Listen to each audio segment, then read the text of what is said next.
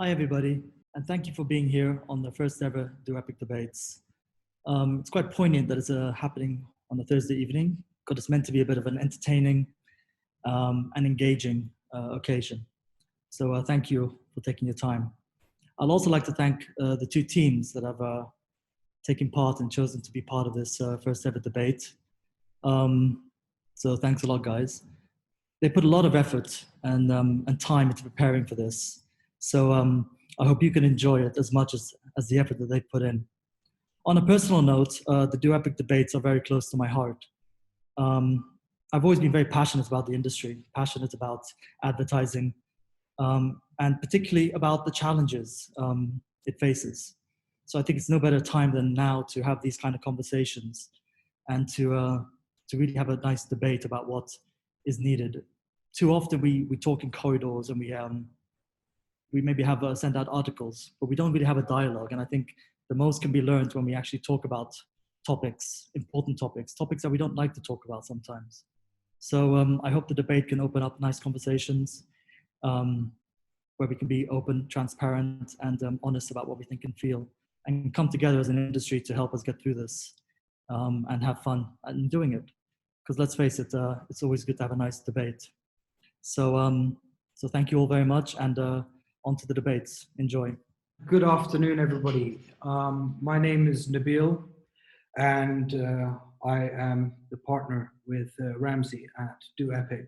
And I'm going to be your moderator today, trying to moderate these two fabulous teams that we've put together for you. So there's a few things that I want to cover off with some housekeeping before we get started and we invite the teams to start the debate. The first thing is a full disclosure, and that disclosure is this is a debate. This is out there for a lot of discussion purposes and entertainment purposes, and the thoughts, views, opinions, and ideas shared by the panelists do not necessarily reflect those of the company's brands, divisions that they represent. So we have asked these people and these wonderful people to come in and share their views as industry experts on the matters and points that revolve around today's world. And given this is the first in our series of debates, which we will be hoping to host every 2 weeks, we thought, given the current situation that we're all living and trying to survive in, a very relevant topic to be discussed today is the first motion that we will be discussing in today's debate. And that is, in a time of crisis, should brands be maintaining their marketing spend or not? So at this point, I'd like to introduce you to the two teams that will be arguing in favor of the motion. Is led by Heba Sayed, who is the Business Development Manager and Engagement Leader for Cloud and Cognitive Software at IBM Middle East Africa. I've had the privilege of working with Heba for many, many years back in my previous days. She's got a wonderful team with her. Becky Jefferies, the Marketing Director at Tribal Credit across MENA, APAC, and LATAM, and Radwa Hassan, who's the Regional Marketing Director for Hitachi Vantara across the Europe, Middle East, and Africa region. And it just so happened that we have an oil male team going on the other side. So a little bit of a battle of the sexes going on, just to add a little bit of spice to the debate. A wonderful gentleman, a great friend of mine, Hussein Dajani, who's the General Manager of Digital and Customer Engagement and Customer Experience at Nissan. And he's brought along with him his team of SATIR from Nissan and Yasser El Sarw as well from Nissan. So ladies and gentlemen, thank you very much for agreeing to join us and putting the effort that you've put in to actually make this come to life. So before we get started and I hand over to Heba, who's going to be kicking us off with the argument in favor of the motion, I'd just like to talk you through the structure that we're going to be taking on when we do these debates. So the introduction and welcome is now out of the way. Each team will be given 8 minutes to present their argument either in favor or against the motion. At which point we will then break for 5 minutes. Please do not go away. We are simply just allowing the teams a few minutes to gather themselves, after which point each team will have 5 minutes for a counter argument of the teams that they are debating against. At any point in time, please feel free, at the bottom of your screen, there is a Q&A. Please feel free to fire out questions, because we will be picking out 2 or 3 or 4 of these questions after the rebuttal, which I will be passing to each of the teams for them to answer, and that will be over a 10-minute period, after which time we will then move to the voting of who you believe had the most compelling argument. And again, it's very important to note here, the thoughts, views, opinions, ideas that are going to be shared in this debate do not necessarily reflect the policies, opinions of the companies that these individuals have represented. We've done this on a Thursday afternoon so people can enjoy themselves, listen to some experts talk about their opinions and thoughts, and see how we can tackle some of the challenges we're facing today. So without further ado, thank you very much. Sit back and enjoy. And Heba, over to you. Thank you so much, Nabil, and thank you so much, Do Epic, for having me today. Richard Branson once said, "The brave may not live forever, but the cautious do not live at all." How true could this statement be for marketers in today's world? In a world that calls for cautiousness in every sense. Stay home, wear a mask, don't shake hands. Marketers are challenged to step up and do the exact opposite. Be brave, give a handout, and actively engage with our customers, communities, and economies, and ensure our customers maintain a little sense of normality amidst all this chaos. We believe that a big part of that responsibility marketers carry today lies in defending the marketing spending at these challenging times. While the knee-jerk reaction to this crisis might be reducing marketing spend to be on the safe side and preserve cash, we strongly believe that marketers should at least retain, if not increase, their marketing investments. In a recent survey, 71% of consumers said that if they perceive that a brand is putting profit over people, they will lose trust in that brand forever. And it only makes sense that being present, top of customers' mind, is the first step towards creating and maintaining this trust. And let's remember that marketing spending is not just advertising. At a time spending on marketing research and voice of customer programs, marketers need to understand how their customers' needs have changed and identify where and how they can help customers without asking for anything in return. Focusing on customer centricity will not only help marketers better relate and connect to their audiences, but may even inspire complete renovation to their brand's products and offerings to better align to the customer's new emerging needs. If brands fail to respond appropriately and assess their strategy in a scientific, data-driven way, they risk losing customer confidence. Moving to advertising spending. During this pandemic period, the appetite for content has surged, and so have engagement levels. Consumers are engaging with businesses at record rates, and search behavior is also increasing pre-pandemic levels. Email open rates, for example, increased by 25%. Website traffic, live chat sessions have also increased. And I can definitely tell you I'm watching more Netflix than I ever did before. Audiences are seeking to make connections with brands, and brands now have a captive audience with higher attention levels. There is no better time than now for marketers to ramp up their digital and social marketing investments and be where their customers are looking for them. Marketers always say content is king, and it really is. Successful marketers are found to spend 40% of their budget on content. Now let's take a look at the content we as marketers generated pre-COVID-19. How much of that is still valid? All our existing ads, content, and even our bigger picture value proposition may no longer be applicable. Using previous ads with large friends gathering over iftar, your customer using their credit card while on a trip to Europe, or children grabbing a cheese sandwich on the way to school will come across as tone deaf and distant. Good content that neither undermines the situation your customers are in, nor over-dramatizes it, will prove costly to develop. Meaning you need to maintain or increase your content marketing budget to build strong content that stands out. Last but not least, promotions and community service. Originally and traditionally used as a bait to gain more customers, increase share of wallet, or improve customer sentiment. Promotions in COVID-19 times serve a completely different purpose. Consumers around the world are looking for brands and companies to do the right thing and help address social challenges posed by COVID-19. They believe that brands can and should make a difference through this crisis, whether by participating in community service or offering their customers relief through sensible promotions. A significant portion of our marketing budget should be dedicated to identifying where and how we can help customers, again, without asking for anything in return.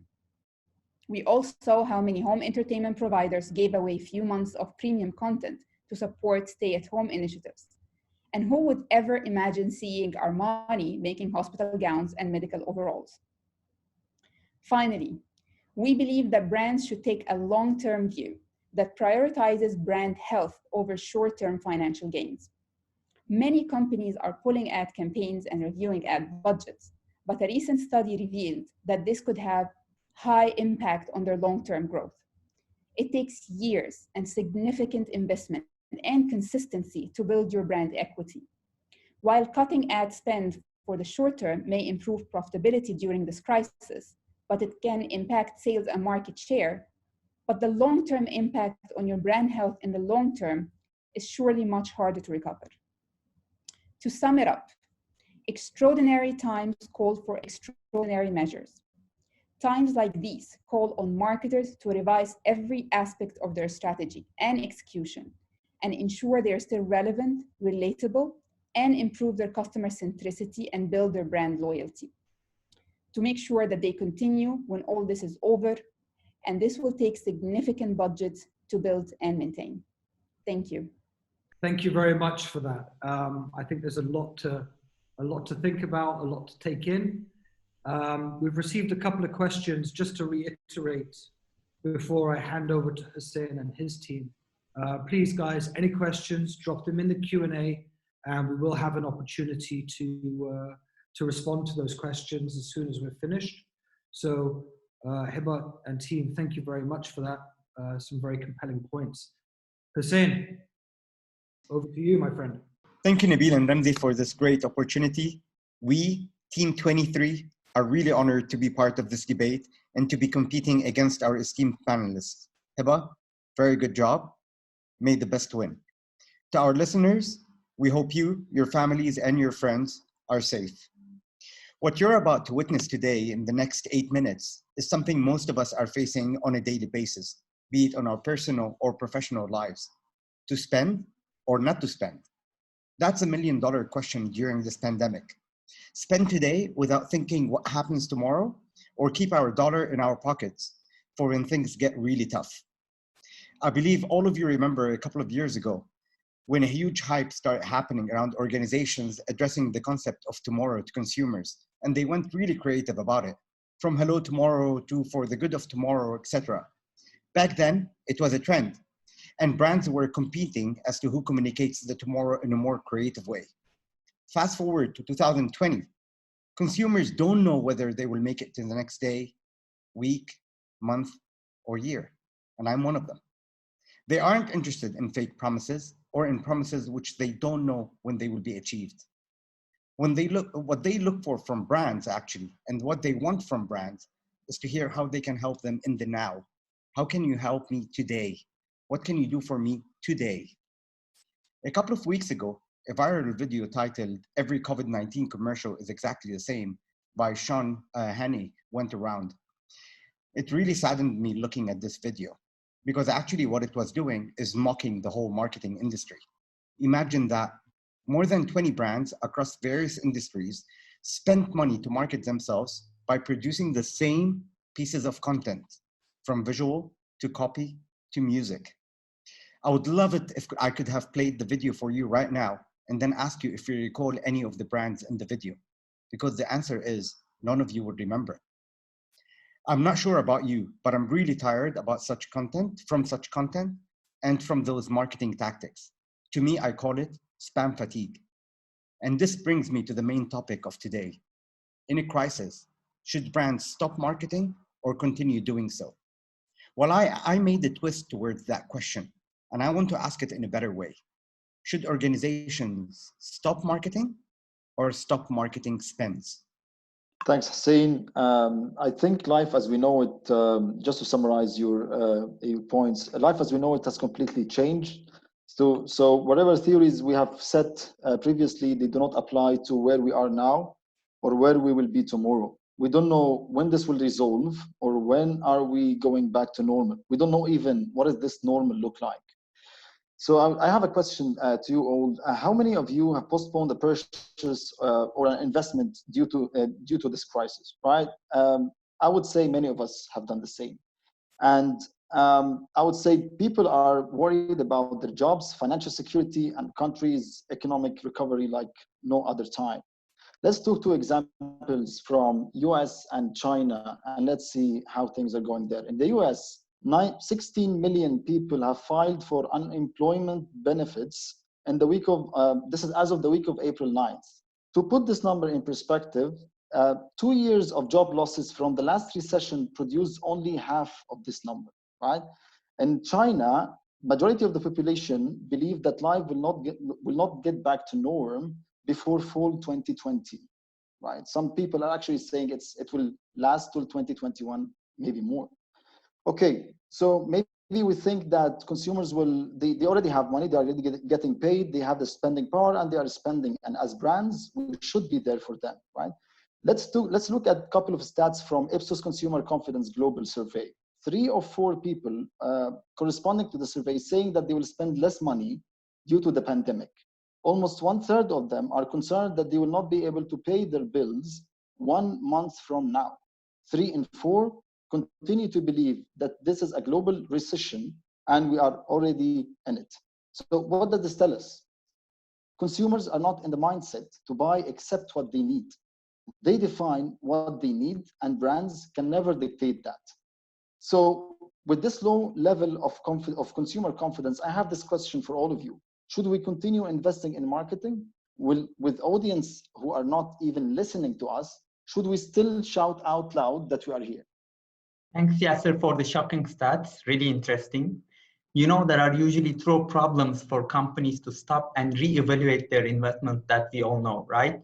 First is uncertainty. And one thing is certain for sure, that we live in uncertain times where we cannot predict the market condition and accordingly our marketing ROI. Nobody knows what's coming.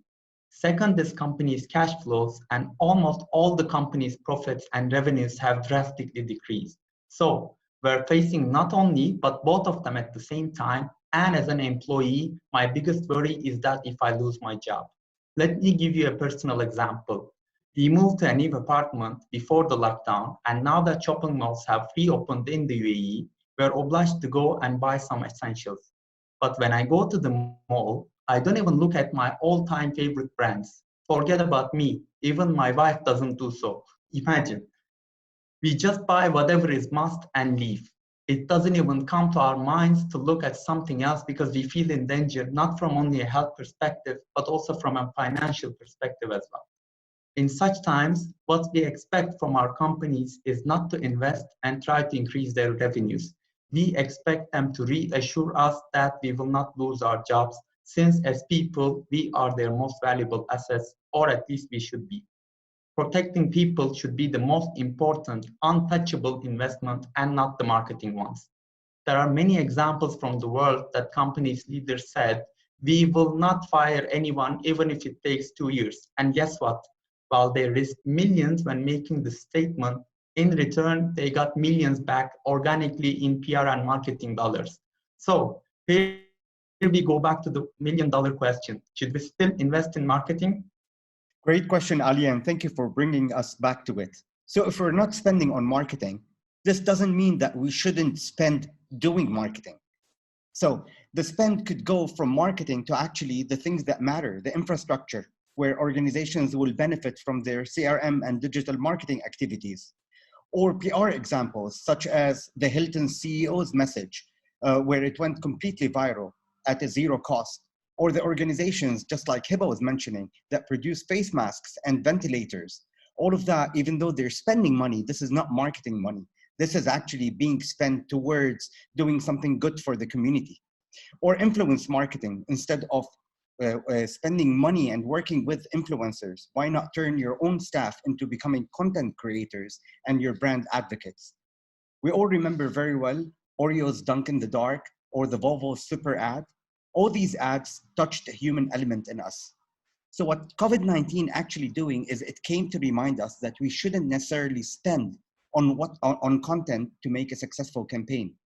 We should do more effort on crafting an idea and coming up with a concept that shares the moment with our audience and assure them that we understand them as people first. And we know who they are. We understand their aspirations, their fears, and all of that. So should we spend on marketing? No.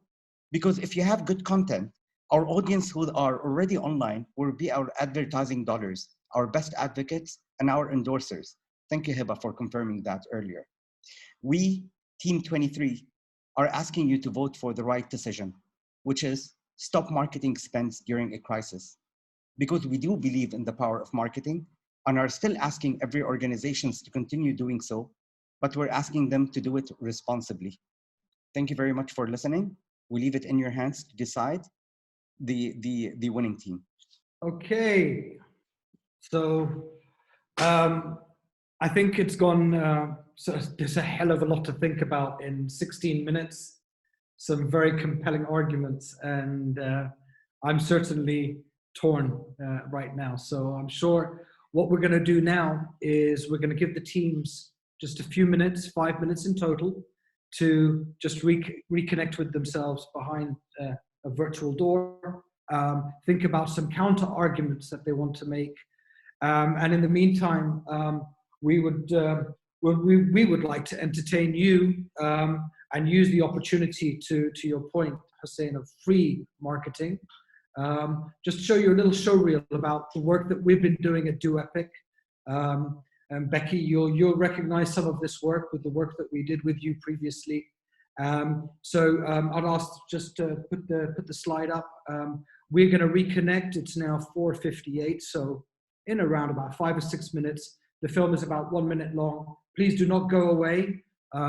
We've got a few questions. Use this time to think about any questions that you've got, and yeah, we'll see you. We'll be back here in just about three or four minutes.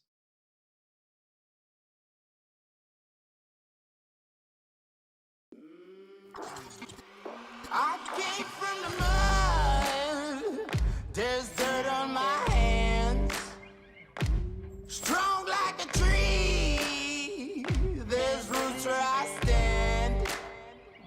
Oh, I've been running from the law. Hope they won't shoot me down soon.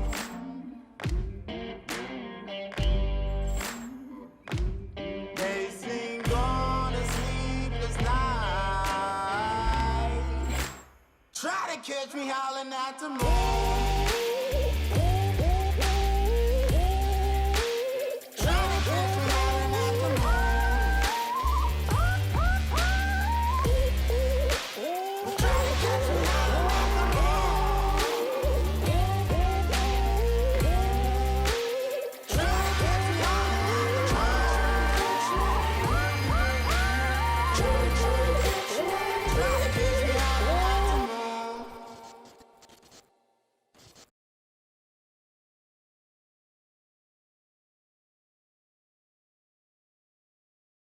Okay, and I'd like all the panelists to come back in. Right, Heba. So Becky will take this for the team. Becky and Radwa. Okay, I will kick it back off. That was a great job from Team 23. You definitely made some great arguments.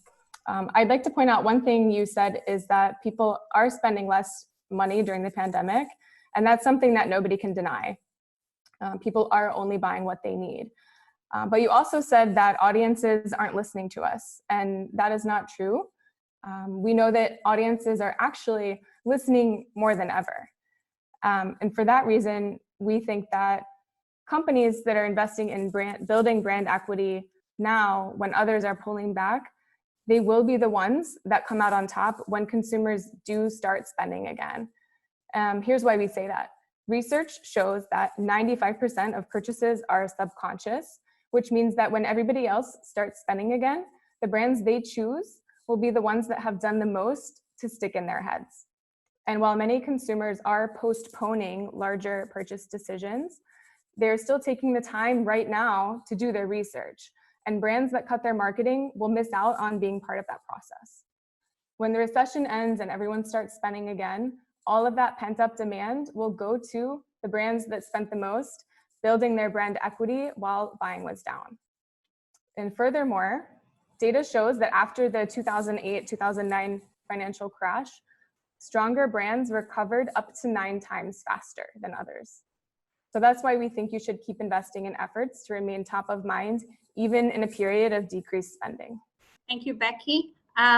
So I have a point here around the cost of a long-term relationship and the relationship building with the client and how much this becomes very expensive, and losing your loyal customer at times of crisis is going to be way higher for you to retain or bring back again after the crisis, because your client will go to your competitor, certainly, who's going to invest in times of crisis. So if you're going to look at the competitor landscape, those who are going to stick around and keep on investing and being visible to your client are going to be your client's favorite after the crisis, whereas you're going to invest more in trying to bring these customers back again. There was a study that ran over 35,000 consumers in the UK, and it ran a rhetoric on a beer brand. And the assumption was that they're going to cut their marketing spend altogether, and their sales would decline 13% after this cut. So definitely cutting marketing budget or pausing your marketing budget for a while is not going to help your brand in any way or retaining your customers. Because after the crisis, they're going to remember how they have related to you during the crisis. Great arguments, Radwa and Becky. So let me start with, we've got 3 points that we'd like to debate on. And I'll start with the first one and I'll hand it over to my colleagues. Heba mentioned that organizations should increase their marketing content budgets. So let me say one thing. We're talking here about organizations that have been producing content for 10 years, 20 years, or even more. Those organizations have got a huge bank of content lying somewhere in their organizations. Why go and spend on new content generation when you can easily get all this content, recycle it, and come up with an amazing piece of content that people will actually like? Why not encourage your employees who are being exposed to content day in, day out, and who, many of them, no one is listening to the idea they have in their minds, encourage them to start creating content for you. And that's zero cost content. That's actually coming true because your employees understand your brand more than anybody else, especially your salespeople who are on the ground and interacting with consumers or customers. Take a look at many brands such as KitKat. KitKat, who decided to do a stunt after the Felix Baumgartner, jump from edge of space for Red Bull. What they ended up doing is zero cost content. They got a piece of KitKat, put it on a helium balloon and flew it up in the air. And everybody loved that insanely. Again, I spoke earlier about the Dunk in the Dark by Oreo, a content that came out in about 30 minutes, actually 29 minutes to be exact, during the NBA games when the electricity went off. A zero cost piece of content that generated and went, it almost broke the internet. Volvo for the Super Bowl. Everybody goes and spends a lot of money on TV commercials and a lot of media money in order to showcase their brand. What Volvo did, every single time an OEMs and automotive brands TV commercial played, Volvo went on social media and said, use the hashtag #WinAVolvo, and whoever tweets most will be able to win a car. This is what we're talking about.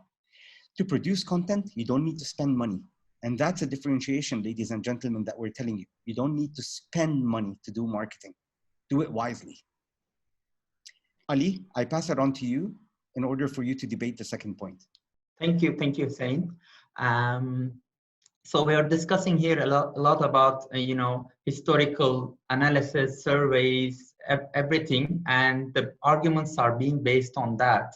But this is something new. We've never experienced it before. So when there is a new situation that's coming in, which is entirely new that we've never experienced, like I mentioned, I think all the previous studies, analysis, everything goes to waste because this is a new chapter in our lives. I never remember staying at home for more than 2 months and have to wear masks all the time. So I think basing the analysis, what's coming, what we should do based on a historical data is meaningless at this point. And I think the point of audience being attentive to whatever content is played to them, I would give the great example that you have mentioned earlier on COVID-19 content that almost 20 brands have done and spend money and dollars to promote this content, which is meaningless to the audience. So it brings us back to the point that if I have good content, I don't have to spend on this content. It would spread like fire on social media and digital platforms. So the idea of content is key. It doesn't mean that we need to spend. We need to craft an idea that touches the hearts and that solves a problem that people are living right now, rather than just telling them, I have a product that's a good product. I'm with you. I will be close to you. We are in this together. They don't really care about if the brand is in this together or not. What they want to know is like, how are you solving this? How are you helping me to survive this very hard time? Like, again, as we mentioned and Heba mentioned as well, brands who are doing the good to the society, like printing face masks, ventilators, and so on and so forth. Land Rover, there was a good example of Land Rover on timeout. You're running out of time, so I'll give you 10 seconds. Okay. So just to close the point, on Land Rover giving cars away without spending on this content, just giving cars away to the medical staff to support them. So I'm just like closing with this. Content doesn't need money to push it. Yeah. Okay, great. Thank you. Okay, so I think in around about 40 minutes, we've heard a number of very, very compelling arguments, and I'm sure thank you to everybody that sent the questions in. We've got quite a number of questions. I'm not going to be able to get through all of them, so I'm scrolling through trying to pick out the ones that I think are relevant to the content to the content that's been shared. We seem to be hearing that word a lot in the last 40 minutes, so just to bear that in mind. I'm gonna post the first question. Thank you, Sean George, for sending quite a number of questions through. I'm just gonna take the first question, and I'm gonna pass it on to you, Hussein. Okay, so just to hear it out, I'm gonna read what I've got here. We're all in the same boat with no certainty on how and how long the economy will take to recover and come back to some sense of normality. Wouldn't it be better to try not to furlough an employee rather than keep spending on marketing? Also, what will be the return on marketing spends now? 1 for 1 or 1.5 to 1? Both will be a win. But still, we should be lucky at this point to have any ROI of a one-on-one with current marketing. Do you care to just add a very quick comment or thought on that? Well, I completely agree with Sean. Again, as my colleague Ali Jan said, there is no research that proves that if you spend right now, you will benefit later on. Let me give you a very simple example. We are locked down at home. We can't travel. Is Emirates Airlines doing a wise thing if they continue spending? Are they gonna not have customers after this crisis ends? So all of those are speculations. And to be very honest with you, and this is where I put the blame on the marketing community, where they start scaring organizations off by telling them, if you don't spend now, you're gonna lose the customers on the long run. If you don't spend now, it's gonna cost you much more later on in order to get them. Again, what we're going through is something that never happened in the past. This is new. And the new normal how consumers are going to behave post this pandemic is something we don't know how it is going to be. So there is a gentleman that actually posted a question, very important, Satish, which is about, is it a game of marketing or a game of customer experience? How do you start really playing on that ball versus that ball? So I do agree 100% with Sean. There is no indication whatsoever what the ROI is going to be if you spend money now. So you touched upon Satish's question, and I'm going to use that to pass on to, to Heba and her team. And it's all around customer acquisition. Acquiring a new customer costs a lot more than retaining an existing customer. Increasing customer retention increases profits a lot more than selling to new customers. So why not focus on customer engagement, building loyalty, customer lifetime value, and give more ROI and keep the cash flows going? How would you comment on that in terms of maintaining marketing spend? So Nabil, I'm going to answer to that question. So as you said, or as part of the question, loyalty programs and customer advocacy and focusing on your existing client base is the most important thing. And you can do so many tactics. I go back again to Hussein's point that spending $0 on creativity is part of the DNA of marketing. So we cannot defy that or say that, oh, well, we have to spend a lot to be creative.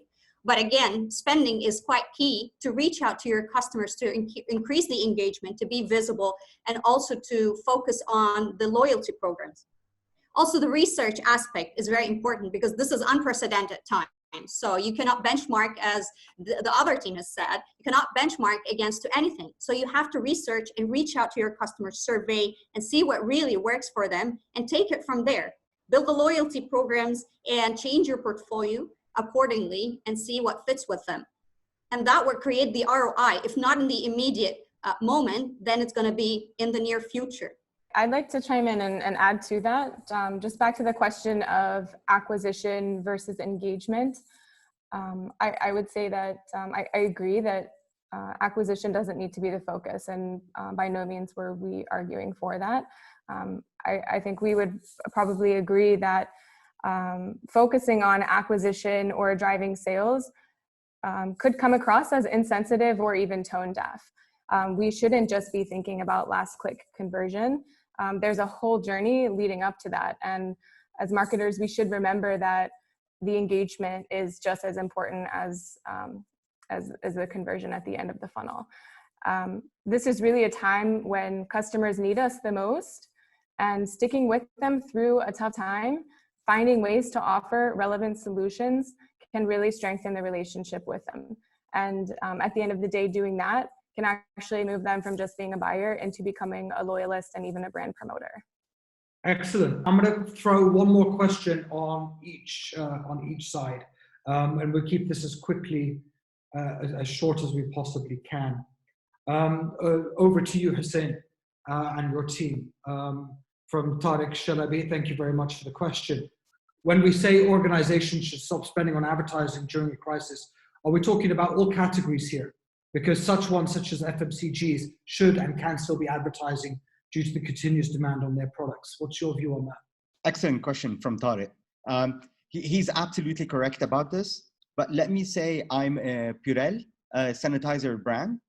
Should I really go and start spending on advertising in order to get people to buy my product when I'm being promoted in every single PR story, in every single TV station, telling me about people should keep their hands sanitized?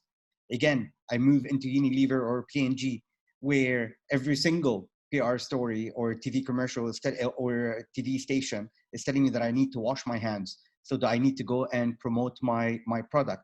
So does it apply to all of them?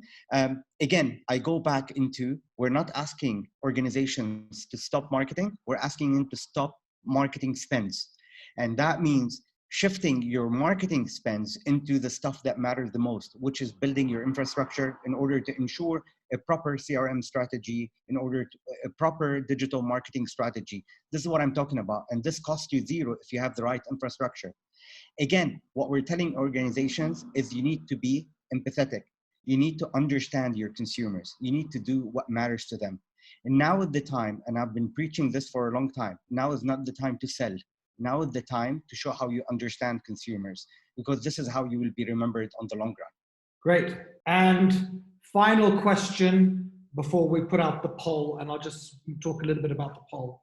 And back to you, Heba, and your team. If content is king, it's quite a contentious one. I've left it to the end because I think you're going to love answering this question, ladies. If content is king, why do we see so many UAE and KSA brands using cheap, overexposed stock photography imagery and video? Because they don't have the budget. So content is king. Good content is not cheap. And I think we talk a lot about content and, you know, user-generated content. Hussein talked about this, what people share and so on. That is all great, but it all needs to be directed by the brand. So your users will not define your value proposition. You should define your value proposition based on understanding your product, your offering, your competition, your consumers. And if you put this value proposition right in market, the content that's coming from the users will echo that. It will echo your values. It will echo your, you know, your brand image, your brand identity, and what your brand stands for. So I don't think user-generated content, we can say, oh, let's stop marketing, let's stop content marketing. We are not going to spend anything on a brand in, you know, putting a value proposition together or a piece of content or strong, you know, imagery or strong videos, and just let's leave it to the user, because that would lead to pure chaos, and your brand will not be distinct, because each of us can interpret interactions with a brand based on our own personal experience and based on how we use it. So as cool as user generated content is, and, you know, all the PR bits and pieces, and you know, let's do free stuff and have people talk about it, that I don't think we can at all underestimate or undermine the importance of product marketing, content marketing, and that is expensive. That is not cheap, because it's not only about the imagery. It's not only about the imagery is the representation of your brand, but, you know, your logo, your message, your consistency in how you're delivering the message, how you adapt and how you evolve as a brand. So brands go through, like as humans, we go through life cycles, brands go through life cycles, and their value proposition should change throughout their life cycle, and their point of view should change according to what's happening around them. So that evolution cannot just be left chaotically for users to just create and generate. It takes a lot of effort, a lot of conscious effort, research, understanding your value proposition, marketing research, as Becky put it. You know, understanding your install base and how they're using your product, which, you know, we talked about. So it is not easy. Let's just acknowledge that. Just saying, you know, exactly to your point, why are people using cheap imagery? Because they don't have a budget to acquire proper imagery. They don't have a budget to understand what is the sample user for their product and make sure they're represented in the imagery of their advertising. So the line of thinking is important, the thought process is important, the brains behind is important, but the budget is also very important. Great, thank you very much for that. Thank you all for a lot of really interesting opinions, a lot of very, very interesting arguments for and against. So before we open the poll, which is, I think, why everybody joined and got on and has listened so intently, I would like to just announce that we're going to launch the poll now on Zoom. Please vote. We will keep the poll open for around about 2 minutes. Doesn't take long for you to think about who you'd like to pick as the winning debate team. Again, I'd like to reiterate the views, points of views, thoughts and ideas that have been shared in this panel do not represent the organizations that these professionals actually represent. They don't work in these companies. So I would like to also say that the winning team, the prize to the winning team of this debate is to join Do Epic Debates in nominating their next debate captain and also working with us in determining the next debate motion. So it is a pay it forward process, and thank you very much everybody for participating. Thank you to everyone that's joined us in the first series. We will be announcing the next series very, very soon. So I would like you to please now open the poll. Nabil, Yes. can I have a minute, just something which the team and I would just like, so it takes 10 seconds, we'd like to explain to them what does 23 stand in the team 23? Of course. So we work for a great organization called Nissan. It's a Japanese company. And the letters 23 stand for Nissan. The letter 2 in Japanese means ni, and the letter 3 means san. So it's Nissan. And that's why we opted to go for Team 23. There you go, free content that taught somebody something. Thanks, thank you, Hussein. That's great. Okay, so let's open the poll and let's go for it. Hi, Bassam. I've just seen your question on how do you vote. There should be a little box that's opened up with the debate motion 1 with the question. You click on either one that you want to pick, who you want to vote for, and then submit. Okay, so we have so far 56 votes in. I've got 69 attendees. So there's 13 people that haven't voted. So please do vote. Okay, we have 88% voting. I'm going to keep it open for another 20 seconds and then I will close the poll. So, and I can tell you it's very close. So let's see. And Robin, 5 seconds. Close the poll, please. Okay, 3, Right. 2, 1. Okay. We are now closed on the vote, and I am going to receive on my phone what the results are, so nobody else on the panel can see the results. And then we have a slide that shows the winning team, which we will put up. So Robin, can you send me the screen grab of the winning of the poll? That's too much suspense, Nabil. Seriously, man سيربح المليون. For a Zoom meeting. Come on, it's a little bit of fun on a Thursday. Okay, so let me just, I've just received the results, okay? And I'm just going to say, guys, it's been an absolute privilege having you. Clearly you've put so much effort. And I think the results show just how hard it is to actually debate such a topic, because there's one vote in it, believe it or not. There's one vote in it from the winning team. Winning by one single vote is, I'm going to let you just put up the screen. Team 23, congratulations. Woo! The votes came in, and there is proof of the actual results of just how close it was. 30 votes arguing in favor of the motion and 31 votes arguing against the motion. So it's either nobody was convinced or everybody's sitting on the fence or on either side of the fence. And it's, but again, you know, comments coming in, great job, thank you very much. I would particularly like to thank the team at Do Epic for putting the team behind the screen, so to speak, on putting this together. Again, to the panel, Ramzi, Do Epic team, you've been absolutely great. Heba, I know you from before. It has been an honor debating head to head with you. Becky, excuse me for that. Radwa, sorry. Becky, Radwa, it has been a true honor. Really, when the idea was pitched to us, we completely loved it. When they told us that we're going head to head against 3 ladies, it was even much more interesting. It made it tough. I can tell you that I'm most probably sleeping on the couch tonight of my friends, because my wife is actually with you ladies, even before hearing what you're gonna say. Yasser, Ali Jan, we work together in the same company, but it's always an honor whenever we enter into any project together. You guys are awesome.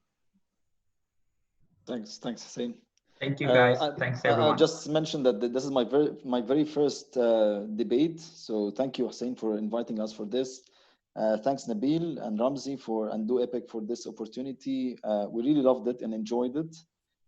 It took us time, yes, to research and get this data, and really, we enjoyed it. Heba, again, it's a pleasure actually to know you personally and to be to be in this debate together, and definitely this will start off a great maybe connection later on. So thank you very much and it's an honor to be part of this. So thank you very much for this. Thanks very much, guys. Brilliant. Thank you. Heba, So my turn, just thanking everyone, and really thank you to people who opted in and just stayed through.